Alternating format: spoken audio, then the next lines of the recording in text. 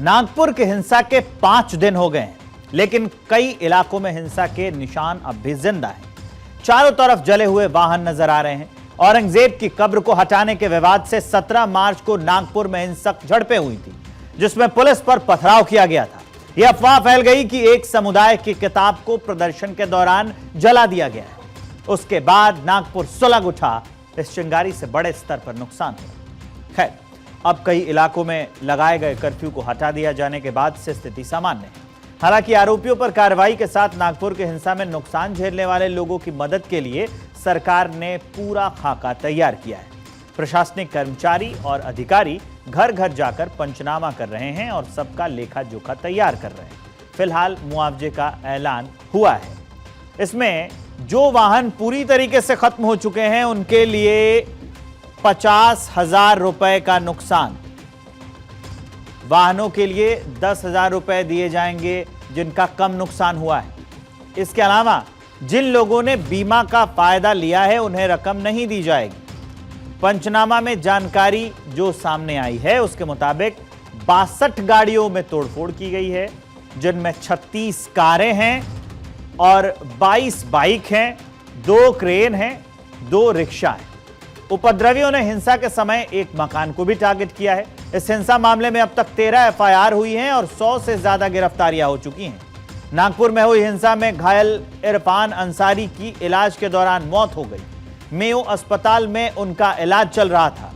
हिंसा को बढ़ावा देने वालों पर महाराष्ट्र पुलिस सख्त है। आज पुलिस ने माइनॉरिटी डेमोक्रेटिक पार्टी के कार्यकारी अध्यक्ष हामिद इंजीनियर को गिरफ्तार किया। यूट्यूबर मोहम्मद शहजादा खान को भी पकड़ा गया है। आरोप है कि हामिद जो हमीद इंजीनियर है उसने हिंसा वाले दिन सुबह सोशल मीडिया के जरिए लोगों में डर और अशांति का माहौल पैदा करने की कोशिश की थी। औरंगजेब की कब्र को लेकर हुई हिंसा के बाद से आज पहली बार मुख्यमंत्री देवेंद्र फडणवीस नागपुर पहुंचे। सीएम फडणवीस ने नागपुर में दंगे को लेकर जो हालात खराब हुए थे, यूं कहिए हिंसक झड़प जो हुई थी नागपुर में, उसको लेकर भी वरिष्ठ पुलिस अधिकारियों से मीटिंग की है। सीएम देवेंद्र फडणवीस ने आश्वासन दिया है कि जिनकी कारें डैमेज हुई हैं उन्हें 3 से 4 दिनों के भीतर मुआवजा मिलेगा, जबकि क्षेत्र में प्रतिबंध लगाए गए हैं उसको जल्द से जल्द कम करने के प्रयास किए जा रहे हैं। कर्फ्यू आज से सिलसिलेवार तरीके से हटाया जाएगा। सीएम फडणवीस ने कहा है कि नागपुर घटना के दंगाइयों को कड़ी से कड़ी सजा मिलेगी जब तक आखिरी दंगाई को नहीं पकड़ा जाता है। दंगाई नहीं, इन्हें कहिए उपद्रवी, क्योंकि लगातार प्रशासन हर जगह उपद्रव का इस्तेमाल कर रहा है। जो उपद्रवी हैं, जो उपद्रव मचाया गया, जो हिंसक झड़पें हुई, उनके लिए जो भी नुकसान हुआ है उसकी भरपाई इन्हीं लोगों से की जाएगी। ये जितना नुकसान दंगाइयों ने किया है इसका पूरा हिसाब निकाला जाएगा और ये पूरा नुकसान उनसे वसूल किया जाएगा।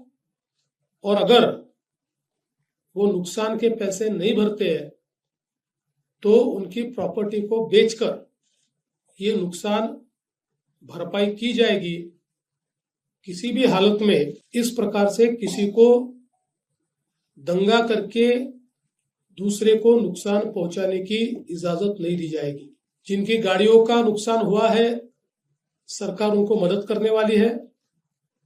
जो भी हमारे नियम है उन नियमों में बैठाकर हम लोग निश्चित रूप से उनको मदद करेंगे। अगले 7 दिनों में ये मदद करने की हमारी कोशिश होगी। जहां एक तरफ सीएम दंगाइयों को लेकर सख्त हैं, वहीं दूसरी तरफ मुस्लिम समुदाय को समझाने और उनके साथ खड़ा दिखने के लिए अजित पवार भी मैदान में उतर चुके हैं।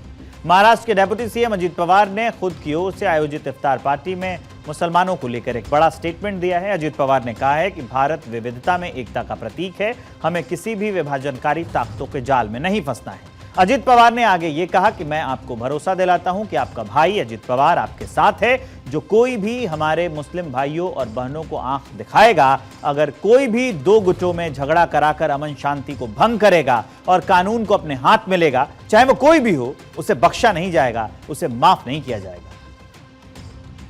मुझे एक भरोसा देना है, आपका भाई अजित पवार आपके साथ है। हमारी मुस्लिम भाई बहनों को जो भी आंखें दिखाएगा दो गुटों में झगड़ा लगाकर अमन शांति को भंग करेगा और कानून को अपने साथ में लेने की बात करेगा, तो वो कोई भी हो उसे किसी भी कीमत पर बख्शा नहीं जाएगा, माफ नहीं किया जाएगा। इतना ही मैं आप सभी को बताना चाहता हूँ।